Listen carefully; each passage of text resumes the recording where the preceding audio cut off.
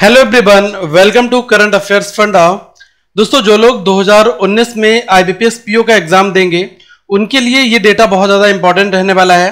यहाँ पर मैं आपको आईबीपीएस 2018 और 19 जो 2018 में एग्जाम कंडक्ट हुआ और इसका रिजल्ट 1 अप्रैल 2019 को आया है, तो इसके बारे में मैं आपको बताऊंगा पूरा रिजल्ट एनालिसिस की कट ऑफ किस तरीके से आती है और इंटरव्यू क्या रेशियो रहता है और प्री मेंस की क्या कट ऑफ थी, कैसे मार्क्स है, पूरा यहाँ पर प्रोसेस मैं आपको इस वीडियो में शेयर करूंगा।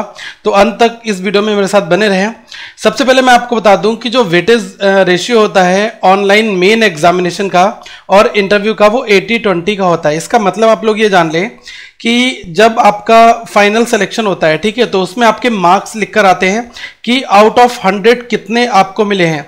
तो ये जो 100 मार्क्स होते हैं ये आपके आते हैं एक तो मेंस एग्जामिनेशन प्लस इंटरव्यू से। ओके, तो इसका मतलब प्री जो है वो केवल क्वालिफाइंग इन नेचर है, आप सभी को पता है, केवल आपको क्वालिफाई करना होता है। इसके बाद आपका मेंस का एग्जाम होता है और मेंस एग्जाम के बाद में आपका डिस्क्रिप्टिव होता है। ठीक है, तो जो लोग इसमें पास करके आगे जाते हैं तो उनका फिर क्या है, इंटरव्यू वाला प्रोसीजर है, ये होता है। ओके, और इन दोनों को मिलाकर कंबाइंड फॉर्मेट में 100 नंबर में एक लिस्ट तैयार होती है, उसके बाद आपको सिलेक्शन देखने को मिलता है। ठीक है, तो यहाँ पर जो कहा गया है कि आपका जो वेटेज रेशियो है जो मेन एग्जामिनेशन और इंटरव्यू का, मेन का 80 होता है, मतलब इसको 80 मार्क्स में कन्वर्ट किया जाता है, इंटरव्यू को 20 मार्क्स में, उसके बाद में ये चीज लिस्ट निकल कर आती है। ठीक है, तो सबसे पहले मैं आपको बता दूं आईबीपीएस पीओ 2018 में जो प्री का एग्जाम हुआ था, तो इसमें आप स्टेट जो कट ऑफ देख सकते हो कैटेगरी बेस। जनरल की कट ऑफ थी 56.75, ठीक है, ओबीसी की 55.50, एससी की 49.25 और एसटी की 41.75। ठीक है, कट ऑफ का इस 2019 एग्जाम से कोई भी लेना देना नहीं होगा क्योंकि हर एक साल एग्जाम का लेवल अलग होता है, इस वजह से कट ऑफ जो है वो अलग आती है। लेकिन आपको इतना जरूर पता होना चाहिए कि आजकल जो है कंपटीशन जैसे जैसे इंक्रीज हो रहा है तो आपको अपनी लेवल इंक्रीज करना पड़ेगा। ओके, और यहां पर अगर मैं आपको बता दूं कि 30 मार्क्स का आपका इंग्लिश, 35 का क्वांट और 35 का रीजनिंग, ठीक है, टोटल हो गया आपके 100। सब में सेक्शनल टाइमिंग होती है 20-20 मिनट की आपको। ठीक है, तो यहां पर देखो कट ऑफ स्कोर कितना था, 8.75, 7.75 और 9। तो यहां पर ये मत सोचना कि इतने ही नंबर केवल ले आओ तो आपका क्वालिफाई कर जाएगा, आपको ओवरऑल मिलाकर भी 56.75 जनरल के लिए लाने होंगे, तभी इस साल का एग्जाम लोगों का क्वालिफाई हुआ है। ठीक है, तो आप ये मान के चलना कि सेक्शनल भी होती है, ओवरऑल भी होती है। ठीक है, ये चीज है। यहाँ पर आगे मैं आपको एक चीज और शेयर यहाँ पर करूंगा कि जो मेंस का था उसका क्या सीन था। देखो मेंस में आप ये देख लो कि जो आपके मार्क्स हैं वो किस फॉर्मेट में है, जैसे रीजनिंग है, इंग्लिश हो गया, डीआई वाला सेक्शन हो गया, बैंकिंग अवेयरनेस और आपका डिस्क्रिप्टिव वाला पोर्शन। ठीक है, तो ये टोटल हो जाते हैं 225 नंबर। ओके, यहां से यहां तक होते हैं आपके 200 नंबर और 25 नंबर का आपका होता है ये वाला पोर्शन। ठीक है, तो यहां पर आप ये देख लें कि रीजनिंग में 7.50 ये अदर्स के लिए, जनरल के लिए 10.25, ठीक है, इंग्लिश में 11.25, अदर्स के लिए 7.50, यहां पर 4.5 डीआई में, ठीक है, 2.25 अदर्स के लिए। तो ओवरऑल आप ये देख लें कि जनरल में जिसके 74.5 नंबर 50 आए उनको आगे इंटरव्यू के लिए कॉल आई है। ठीक है, ओबीसी में 68.38, एससी में ये है। तो आप यहाँ पर अपनी अपनी कैटेगरी के हिसाब से देख सकते हैं कि जो मेंस का 225 नंबर वाला सीन है, ओके, वो किस तरीके से मूव कर रहा है और ये चीज़ जो है जो कॉल करी गई इंटरव्यू के लिए, तो अगर जिसके इसके इतने मार्क्स हैं उनको इंटरव्यू में बुलाया गया। ठीक है, यहाँ पर मैं आपको एक चीज़ और बताना चाहूँगा कि जो फाइनल रिजल्ट आया है, ठीक है, मतलब मेंस प्लस इंटरव्यू मिलाकर, मतलब 80+20 का रेशियो मिलाकर, तो इसमें जो मैक्सिमम स्कोर था वो कितना था। अगर मैं अनरिजर्व जनरल कैटेगरी की बात करूं तो 63.91 जिसके मार्क्स आए वो टॉपर कैंडिडेट होगा इस जनरल लिस्ट में, और आईबीपीएस पीओ की मैं बात यहां पर कर रहा हूं।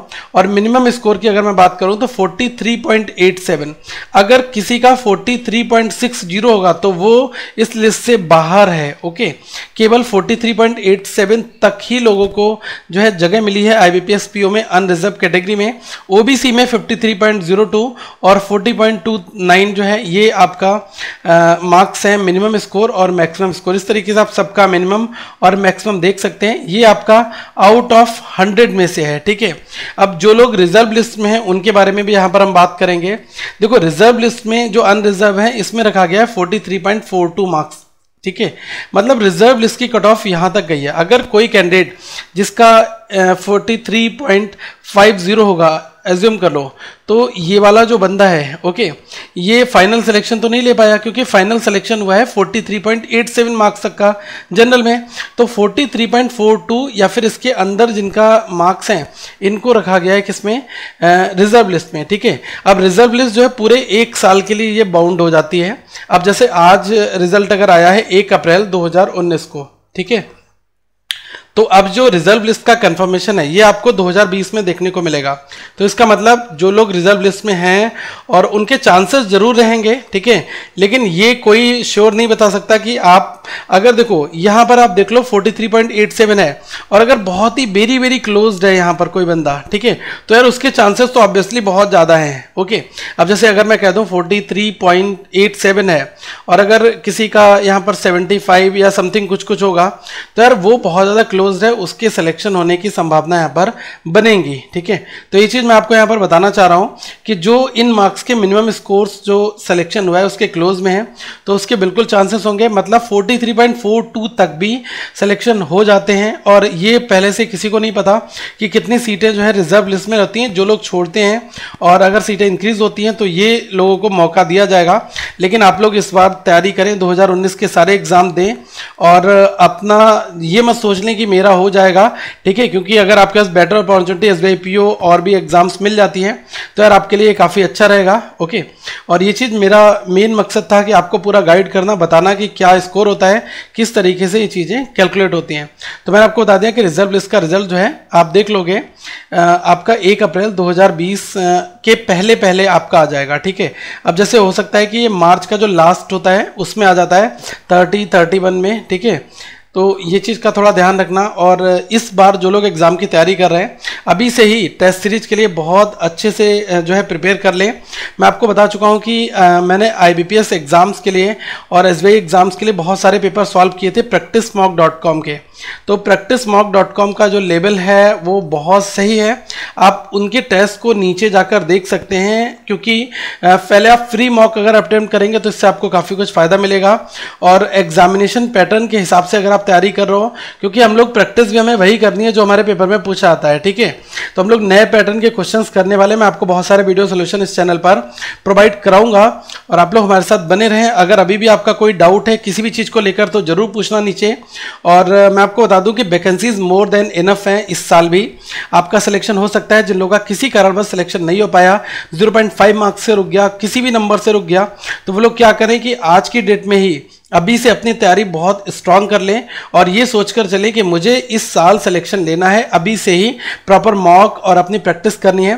देखो, मॉक टेस्ट जो है आप लोग जितने ज़्यादा दोगे और जितनी ज़्यादा रिवीजन करोगे, उनको एनालाइज करोगे, उससे आपका फायदा होगा। ठीक है, तो हम लोग अगली वीडियो में मिलेंगे। क्लर्क का भी एनालिसिस सेम वे में मैं लेकर आऊँगा।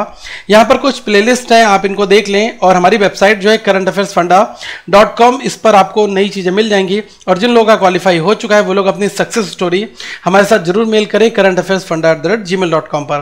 तो इस चैनल को सब्सक्राइब करें, वीडियो को लाइक करें, शेयर करें। Thank you, have a good day.